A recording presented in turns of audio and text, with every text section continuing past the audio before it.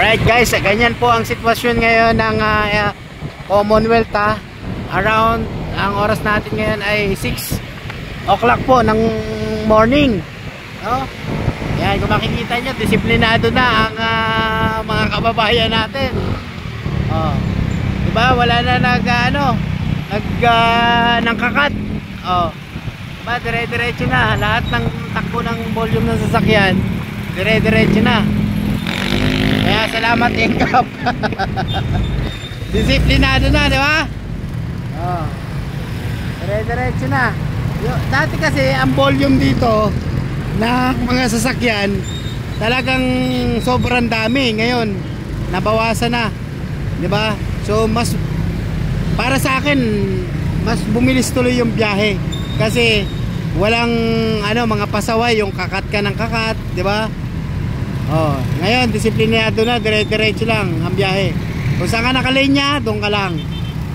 Kung lilipat ka man ng linya, yung mga, halimbawa, pupunta ka ng kabilang side, papunta ka ng, kasi nandito na kami sa circle, mga kababayan. Ayan, punta na kami ng circle. Kung lilipat ka sa kaliwa, signal light ka lang para ka mag U-turn papunta ng UP, di ba? Ayan. So disiplinado kasi yung sa may naman, eto sa area na to, sa mga pampublikong mga sasakyan to, mga jeepney, mga bus at UV, diba, mga FX. So sa kanila naman yung linya na to, walang private na umaano dyan. May pumasok man na private dyan, ang galing yan dyan sa mga establishment, diba? Ayan, so, nandito na tayo sa sa bandang circle. So tuloy-tuloy na naman yan. Tignan natin yung sa Quezon Ave naman, yung volume ng mga sasakyan, kung ito nga ay mabilis or hindi, para malaman natin.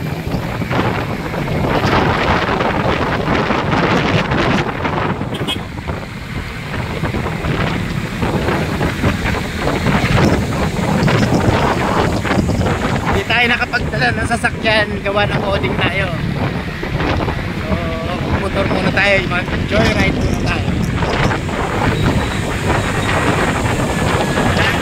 Diba? Dito sa Commonwealth, pag bumabiyahe tayo rito, makikita po natin na mas malaki po ang pinagbago. Bakit? No? Kasi yung mga nagagaling ng Visayas Ave, diba, mangkakat agad dyan. Sobrang dami kaagad ng volume ng sasakyan, ikakat ka kaagad, kat sa kaliwa, kat sa kanan.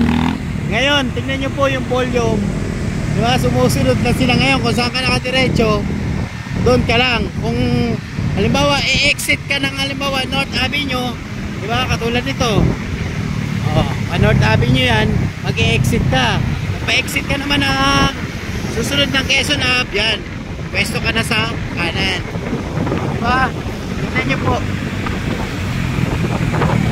diba, mas mabilis ang volume, hindi katulad nung di pa napapatupad ang Engkap, mas matraffic at mas magulo ang mga kamote, alam nyo na. Diba? Tuloy-tuloy yung volume, mga kababayan, ha. Dito naman tayo, naka-exit na tayo ng Quezon Ave.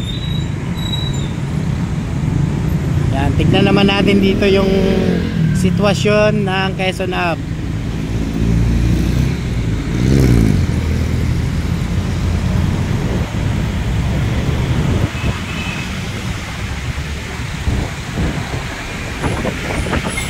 Dito nagbi-build up to ng traffic kasi alam nyo kung bakit.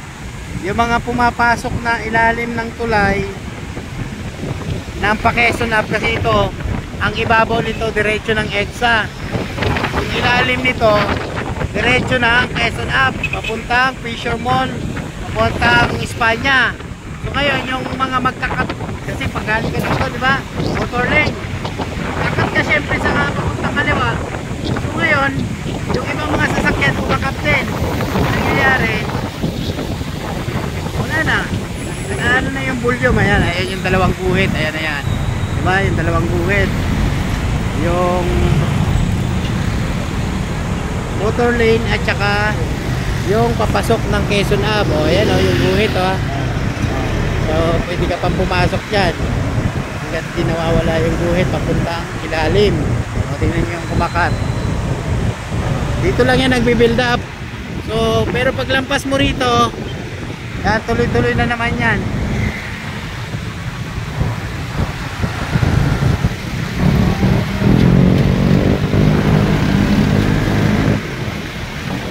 Tignan natin yung bandang Quezon Ave.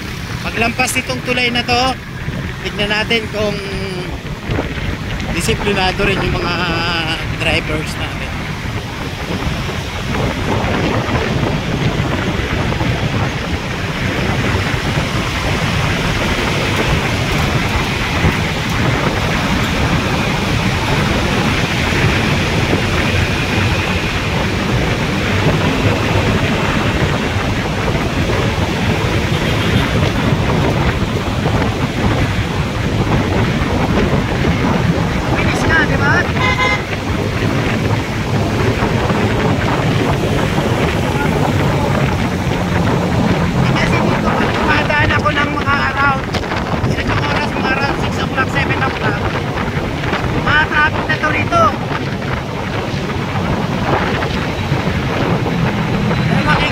Mo ayan o.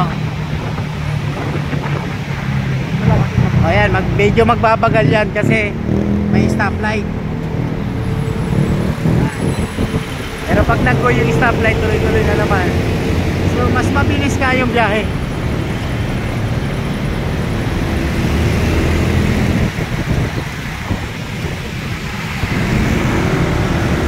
Tsaka maganda to sa mga motorista. Alam mo bakit, kuya? Hindi na kayo basta-basta nagigit-git.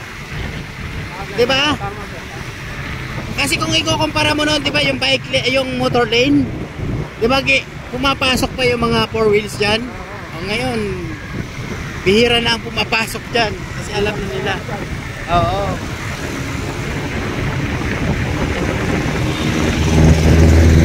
Saka yung 60, yung pinatupad nila 60 din, 'di ba? Ang speed limit 60, oh, di ba? Dati talagang tsaka ano to, kuya, yung aksidente. Kumbaga kung ikukumpara mo nung nung hindi pa napapatupad yung NCAP, di ba, yung aksidente talagang mas marami, malala. Hindi katulad nung pinatupad yung NCAP, di ba, yung aksidente ng Metro Manila, hindi gaano. Ayan, nasa stoplight tayo.